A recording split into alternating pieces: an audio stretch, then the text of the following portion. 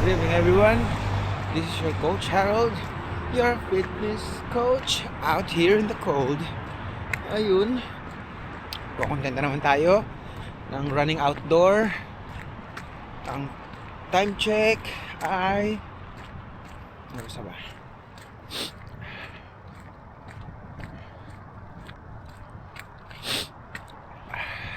It's 7:04 in the evening.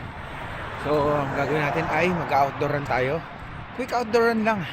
So, ang temperature po dito ngayon ay -1. Feels like -6. So, dahil medyo hangin. Okay, so dahil quick run lang to, uumpisan ko na tumakbo. Okay, let's go.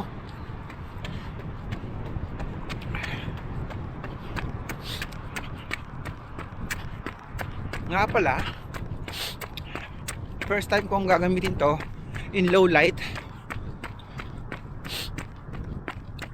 Itong bagong action cam ko. So, tatry natin kung maganda yung audio nya. Normal setting, lahat stock. Uy, shoot. Tubig yun ah. Ayan, so normal audio, normal settings, lahat auto settings, wala akong binago. So natry ko lang kung gaano siya kaganda ng naka auto setting, tapos kung kumusta yung audio quality, video quality, stabilization. So itong video po na to ay hindi po sponsored ng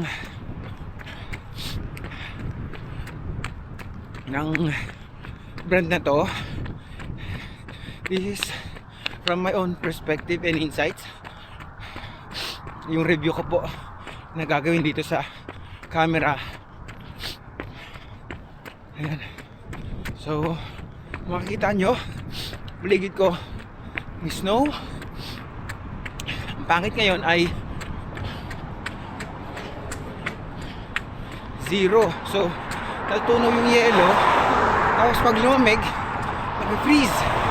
So yung mga natunaw medyo madulas, kaya ganito lang po ang pacing ko, mabagal kasi dulas. Kapag outdoor run lang, sulitin ko ngayon kasi -1 lang yung temperature kumpara sa susunod na mga araw. Oh shoot, sobrang lamig. Pero dito na lang muna tayo dire-diretso. Nakikita ko kasi yung doon kasi ako tumatakbo, isang pakaba na yun. So kung makikita nyo, nakita ko kasi yung daanan kumikintab, sign na natunaw yung yelo, tapos lumamig, nag-freeze. For sure yung kalsada na yun ay madulas. Hindi na akong tatangka doon, hindi ko na subukang i-try dahil gagawin ko lang naman tonight is quick outdoor run. Kompleto ko lang hanggang doon sa dulo, tapos balik na ako doon sa starting line ko. Ito, so medyo makita nyo dahan-dahan ako dahil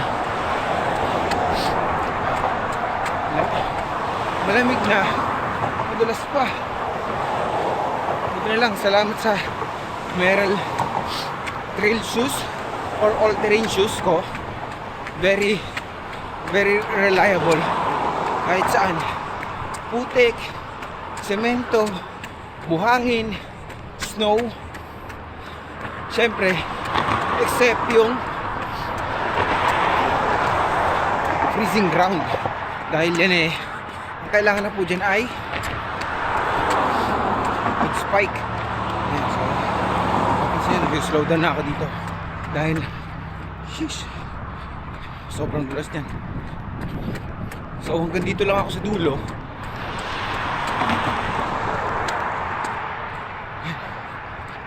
Dito na ako sa dulo.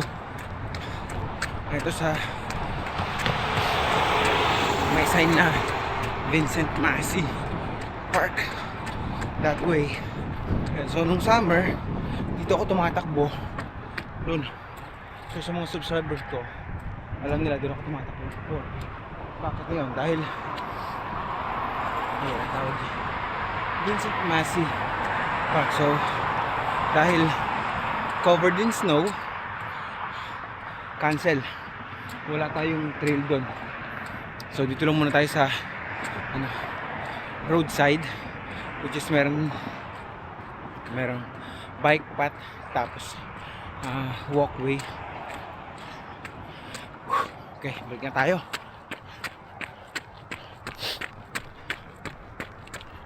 So sa mga gusto mag-try ng ganitong outdoor activity, dahil nasubukan ko na dito, dahil mag 1 year na rin ako soon dito, ay nasubukan ko ng tumakbo ng summer, fall, winter, the next is spring. Although dumating ako dito last year spring, which is March, April 4 ako dumating dito. So yun, makita nyo dito.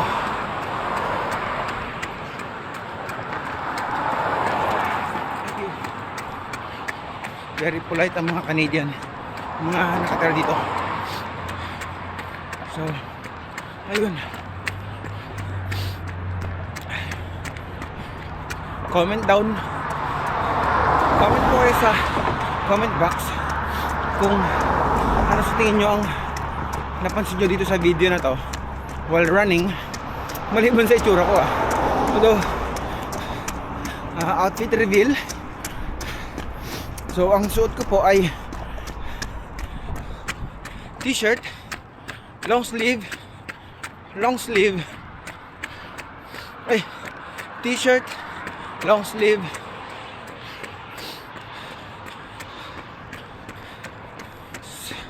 ano ba, hoodie, tapos sweater, tapos tong vest,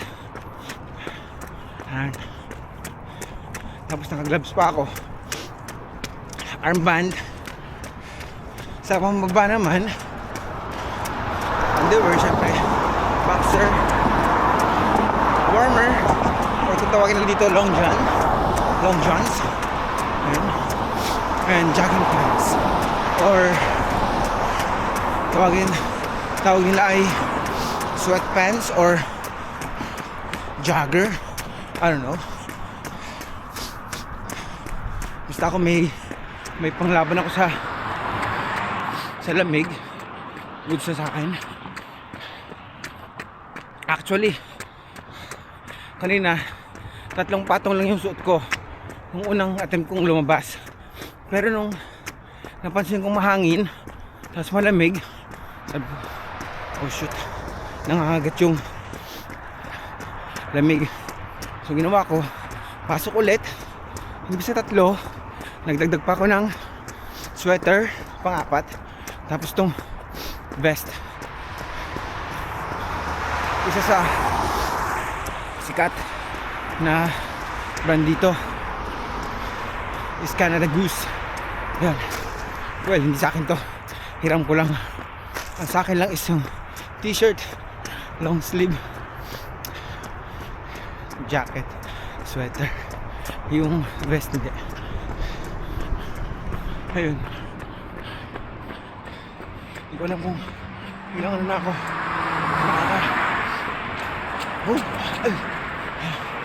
Nakaka 2 miles na ako. Tama ba?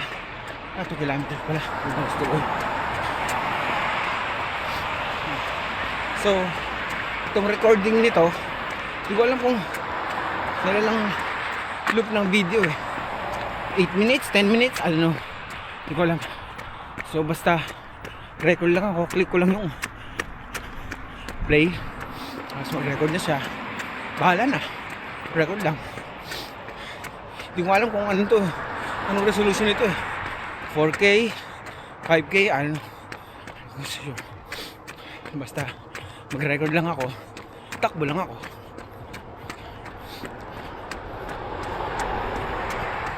Dito lang ako roadside. Delikado dun. Sa ibang kalsada. Madulas.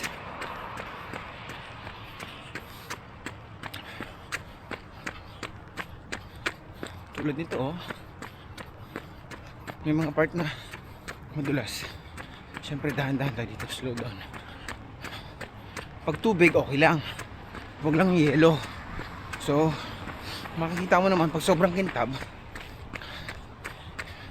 sabihin nag-freeze. Pero pag hindi, ay medyo hindi ganun siya kakintab. Hindi frozen yung kalsada, which is much better para sa akin kasi pwede ako tumakbo. Mababasa yung shoes ko pero hindi naman ako madudulas. Good thing. So itong camera na to, for the meantime, gagawin ko sa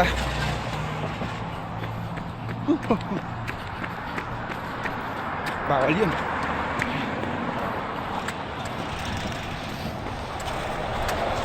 Bawal yung ginawa. Pasaway, panang pasaway hanggang mamatay. Huwag naman. Pasaway lang tayo kasi ang bilis ang takbo na yun eh. So ngayon naramdaman ko ng init.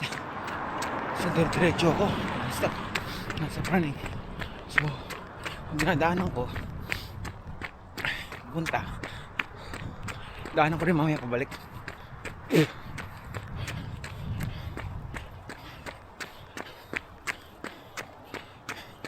Ito nga palang recording ko naka portrait, hindi naka landscape. So nung nakaraan naka landscape ako, hindi maganda, medyo parang nasa center lang yung ano, which is yung gusto. Oo, kaya pala parang sabi ko may insekto kanina na nabangga ko. Yung pala snow. Nag-start ang snow.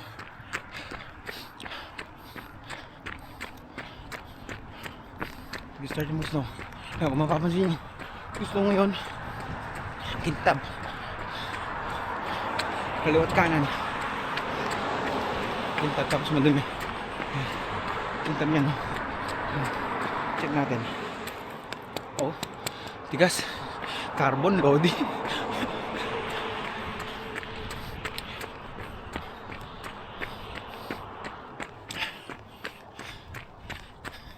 So sa mga nakakasubaybay sa mga vlog ko, comment nyo naman po kung ano yung mga napansin nyo sa video. Yan, kung ano yung need to improve using my style of running.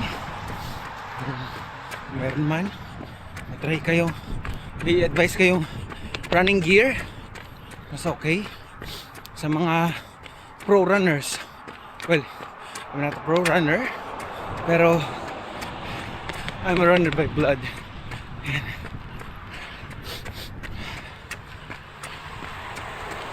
Hindi man ako ganun kagaling tumakbo sa pacing and sa mga tawag nilang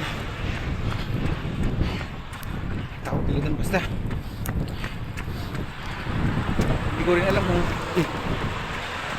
oh shoot, kailangan ko natang umuwi. Lumalakas yung snow. Lumalakas. May hoodie ba ako? Putik din pala yata ang hoodie. Well, the show must go on. Meron pa akong 1.25 kilometers. So, ikot na lang ako dun sa kabila.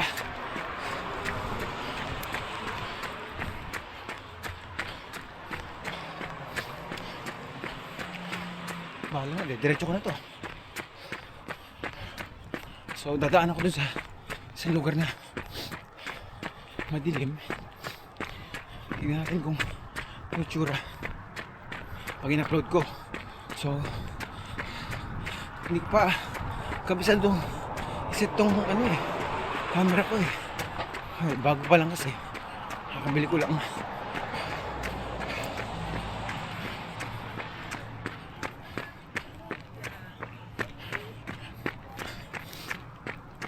Putulin ko na lang siguro to. Hindi ko alam kung magandang video quality, audio quality, stabilization.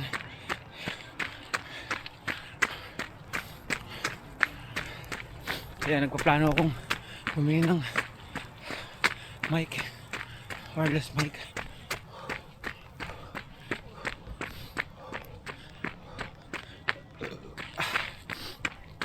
So, kaya pala ako tumakbo tonight dahil the rest of coming days sobrang lamig na naman po dito. So, today is negative 4, nag-drop sa negative 1, tapos sa mga susunod na araw negative 9, negative 12. Sarap naman nun, amoy saging. Siguro may mga Pinoy dito, amoy pinilitong saging eh, pinilitong saba. Hindi ko alam kung totoo talagang pinilitong saba o pinilitong saging o namimiss ko lang yung saging. I don't know. Wala. So dito sa Canada,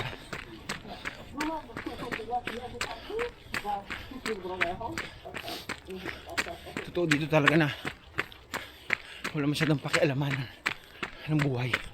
Buhay mo, pahala ka sa buhay mo. Buhay ko, pahala ka sa buhay ko. Pero syempre pag emergency, marami nagmamalasakit dito.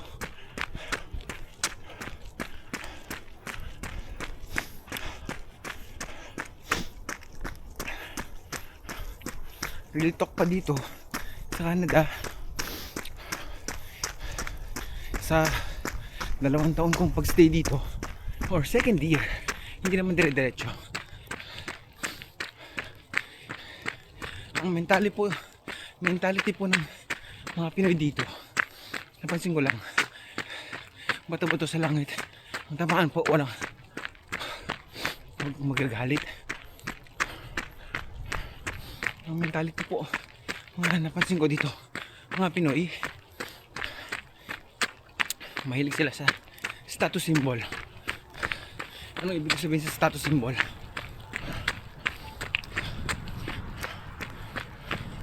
Mahilig po sila dito sa mga yun, kung bago yung sasakyan ni Pedro, dapat bago rin yung sasakyan ni Juan after a month or 2. Grabe sila dito, inggit. Tapos for example, ito, ang magandang bahay na to, kunyari bago yan, bagong gawa. So bagong bahay ni Juan, hulugan. Tapos sa gathering, syempre babanggitin niya yan, sabihin niya, ito, kakakuha ko lang ng bahay. Ayan, may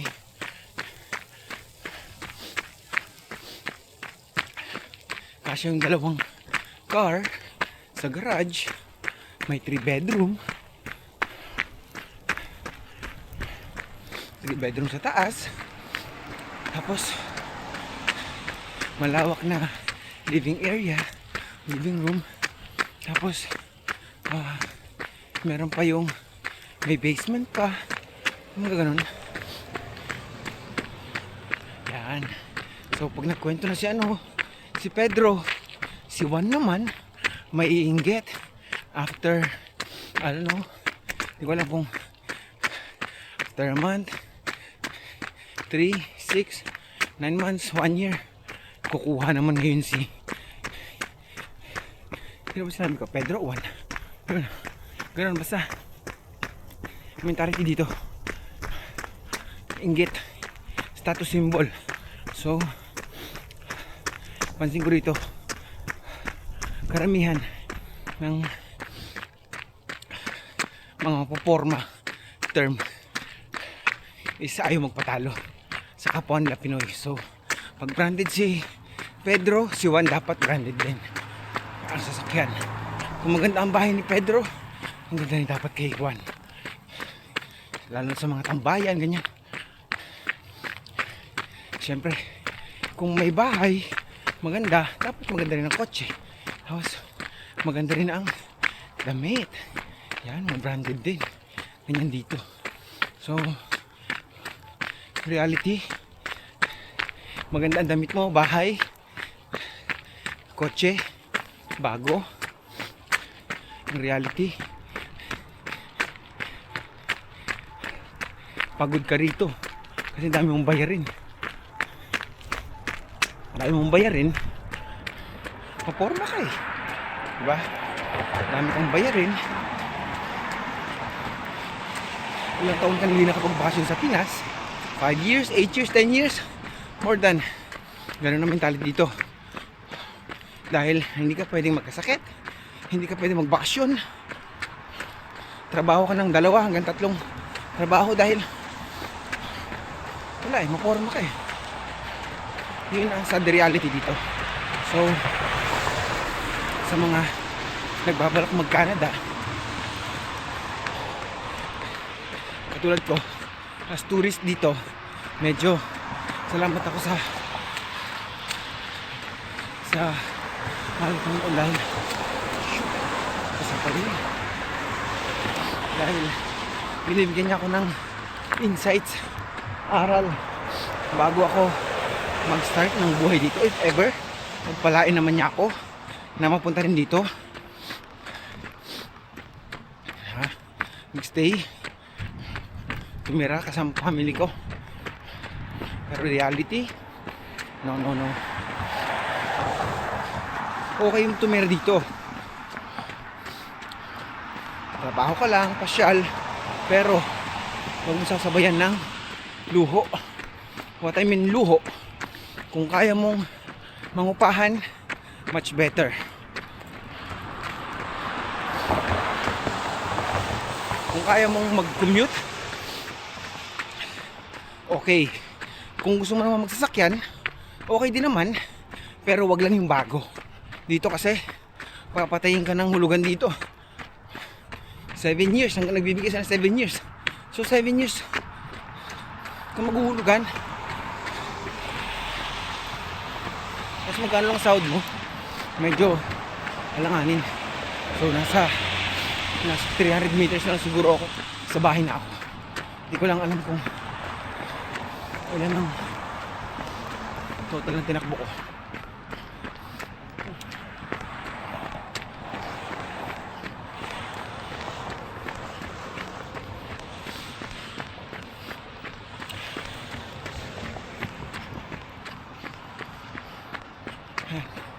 Medyo pagod na ako, pawis na yung katawan ko kasi dahil sa best, sobrang init.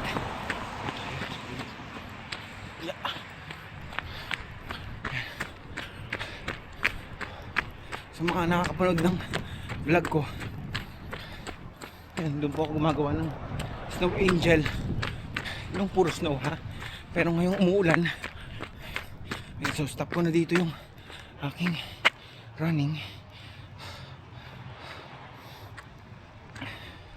Naka 5.25 kilometers ako, not bad, quick run. Nag-stop na ako kasi mag-aano na po ako, mag-walking. So walking is may active rest bago ko magdire-diretso ng full stop. So ang heart rate ko ay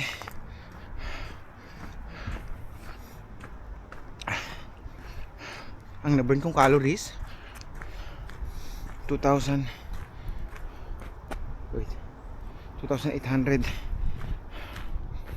Ang heart rate ko ay ganito. 8. Ilan to? BPM wala. Hindi niya matrace. Dahil nakaano ko. Yun. Ang heart rate ko ay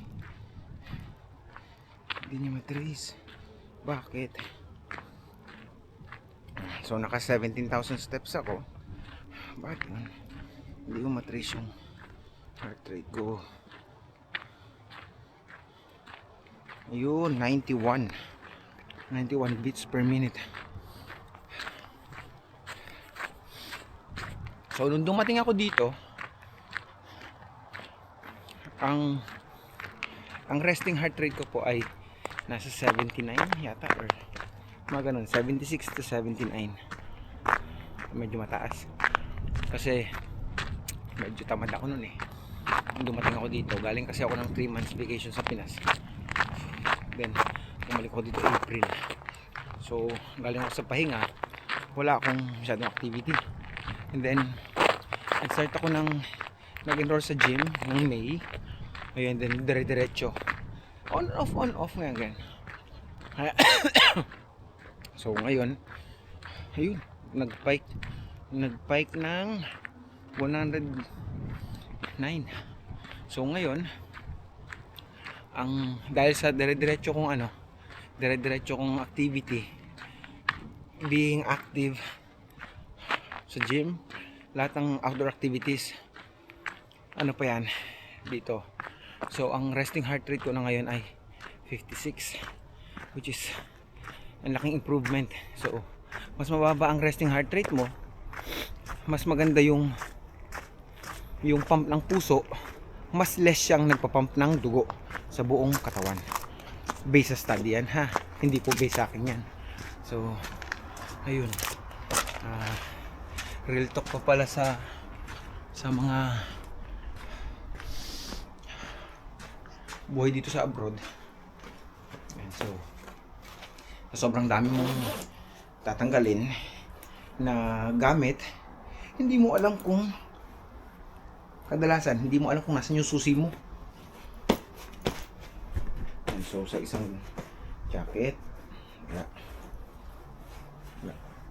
dito wala, ayun, 3, then 4, meron pa yata ako sa isa sa loob, 5. Ayan, so puputulin ko na dito dahil lumalakas na yung hangin.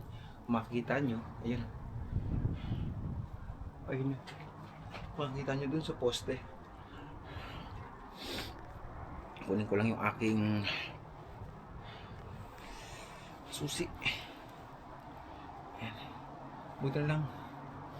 So dito, trivia, pag nag-i-snow, kunyari negative 10, pag nag-snow, bumababa yung temperature. Yan. Well, napagtanto ko lang yan kasi na-experience ko at sinabi rin ng mga matagal na rito, pinsan ko, tita ko, bayaw ko. Ayan. So ganun. So pag negative 10, nagda-drop siya, possible nagiging negative 4 na lang. Ano ba yan to?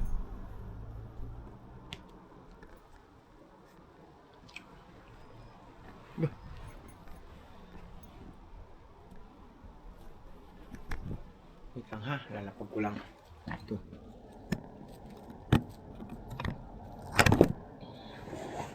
Ayaw nang matanggal ng kamay ko. Naipit yung